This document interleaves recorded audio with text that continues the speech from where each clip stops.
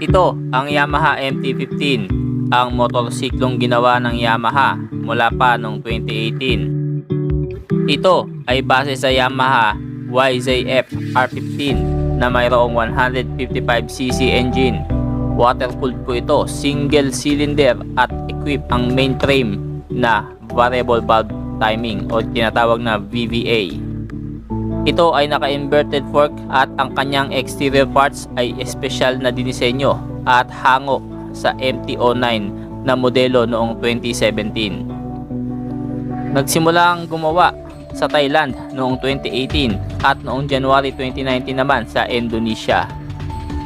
Sa Pilipinas, ito ay nailabas noong 2020 at hanggang ngayon ay tuloy-tuloy pa rin ang MT-15 at ngayon nga ay may bagong kulay na inilabas ang MT-15.